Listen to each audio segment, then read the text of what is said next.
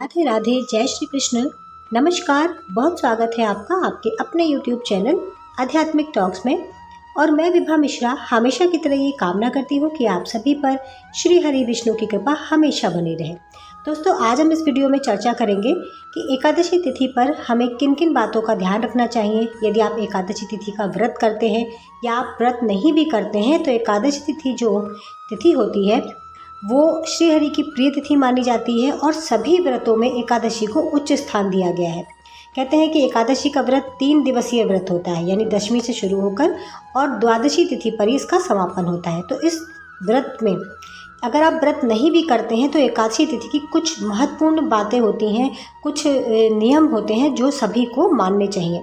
तो इसी की चर्चा इस वीडियो में करेंगे। यदि आप मेरे चैनल पर पहली बार हैं तो आपसे आग्रह है कि चैनल को सब्सक्राइब करिएगा। वीडियो आपको लाभकारी लगे तो आप अपने प्रियजनों में इसे शेयर जरूर कीजिएगा। तो देखिए, शुरू करते हैं कुछ बातें जो एकादशी तिथि के दिन मान्य होती हैं। देखिए, अगर आप एकादशी तिथि का व्रत करते हैं तो सबसे पहली बात कि आपको तिथि का जो है ज्ञान जरूर होना चाहिए कि कौन सी एकादशी का व्रत हमें करना है। यानी उदया तिथि के अनुसार ही जब एकादशी पड़े तो हम गृहस्थ लोगों को वो व्रत करना चाहिए। जैसे कि सूर्योदय के साथ एकादशी तिथि प्रारंभ हो रही हो, भले वो 1 घंटा ही क्यों ना रहे, 15 मिनट ही क्यों ना रहे, तो दशमी युक्त एकादशी का व्रत नहीं करा जाता है। इसका व्रत करने से हमें कोई भी फल प्राप्त नहीं होता। दूसरी चीज़, अगर आप एकादशी का व्रत करते हैं तो आपको सूर्योदय से पहले उस दिन जागना होता है।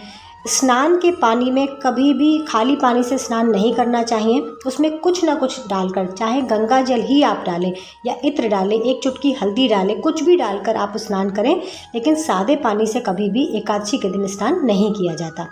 अगली चीज़ जो है कि एकादशी के दिन आपको अन्न ग्रहण नहीं करना होता। अन्य व्रतों की तरह कि शाम को आप कोई अन्न बना के पराठा, दही या किसी चीज़ का सेवन कर लें, तो ऐसा एकादशी में नहीं होता। एकादशी का व्रत पूर्ण रूप से फलाहार रखा जाता है। फल पे, जल पे, इन चीज़ों पे रखा जाता है। इस बात का अगर आपको नहीं पता है तो आपको एकादशी का कोई फल प्राप्त नहीं होता। तो आप इस बात का ध्यान रखिए। उस दिन आपको अन्न का दान भी किसी को नहीं करना चाहिए। यहाँ तक कि श्री हरि विष्णु को जो लोग लड्डू गोपाल की सेवा करते हैं उन्हें अन्न का भोग भी नहीं लगाया जाता है भगवान को। उन्हें भी फल का भोग लगाइए, मखाने की खीर का भोग लगाइए, ड्राई फ्रूट का भोग लगाइए, जूस का भोग लगाइए, जो भी आप बना सकें, लेकिन अन्न का भोग न लगाएं, अन्न का दान न करें। अगली चीज़ जो है कि एकादशी में जो है आपको आपके घर में जो है व्रत रखें या ना रखें, चावल का सेवन नहीं होना चाहिए। चावल कहते हैं एकादशी में वर्जित माना जाता है। चावल को जीव अन्न के रूप में बताया गया है। कहते हैं कि चावल का सेवन करने से एकादशी के दिन हम रेंगने वाली योनि में जो है प्राणियों में पैदा होते हैं, हमारा जन्म होता है, इसलिए चावल का सेवन करने से बचना चाहिए। एकादशी के दिन सुहागिन महिलाओं को बाल धोने से भी बचना चाहिए। कुंवारी लड़कियों को भी बाल धोने से बचना चाहिए। कहते हैं इससे सौभाग्य में कमी आती है। तो सुहागिन महिलाएं हों या कुंवारी लड़कियां हों, अपने सुख सौभाग्य के लिए एकादशी के दिन बाल न धोएं।